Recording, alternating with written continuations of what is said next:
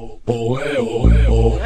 can see a day when there's no more. Okay, we're on day 78, and if you've been paying attention to the energy of the world right now, a lot of people are searching. A lot of people are realizing that their paradigm hasn't been working for them. Their belief system, the dogma, the creed hasn't really been working for them, and they're searching for answers. And instead of going within, a lot of people are going without, and they're turning to whether they're minister, the life coaches, or just spiritual teachers that they find out on the internet. And they're hearing a lot of people talk about, well, this world that we're observing, especially the new age so-called spiritual teachers, they're saying, well, the world that we're looking at is not real. It's an illusion. It's an illusion. You keep hearing this term that the world is an illusion while you're dealing with real bills. You're dealing with real challenges, real problems, real headaches. And how can someone tell you, well, this is an illusion when it's very real to you? But again, we have to look at one, what's the definition of real? This isn't real. What is real? How do you define real? If you're talking about what you can feel, what you can smell, what you can taste and see, then real is simply electrical signals interpreted by your brain.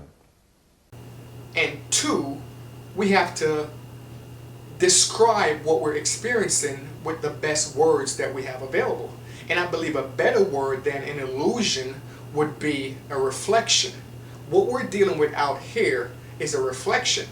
And the reason why it's so important to understand that is you've been taught, because there were so many things put in place to take your power away from you, that you've been taught to go out here into the real world or the illusion or the reflection and try to rearrange the reflection. And you can't change anything by rearranging the reflection.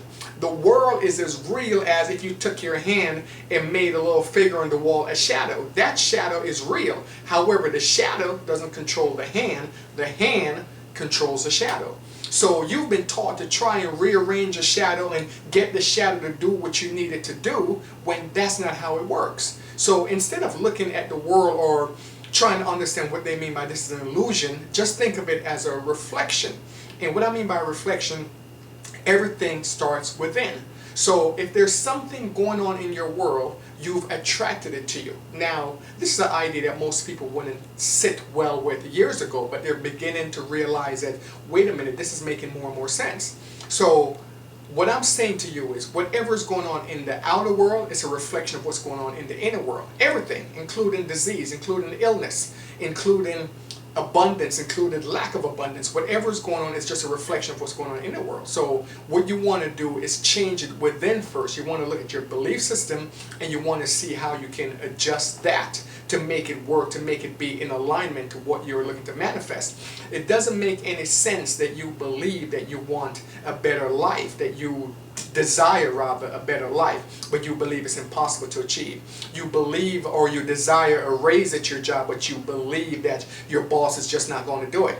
So you want to start lining up your belief system with your desires, and that will change the reflection. It will change the outer world just by changing the inner world. And it takes some time. It doesn't happen overnight.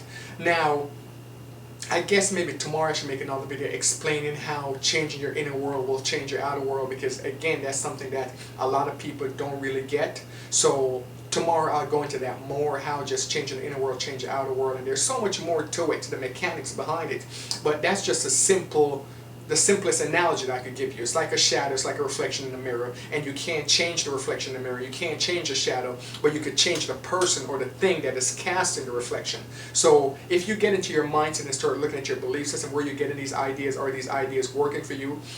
What would it take to change my ideas, to change my belief system? How badly do I want to change my life? Because all it is about letting go of ideas that are not working for you. It doesn't make sense that you have ideas that are not working for you and you're holding on to them.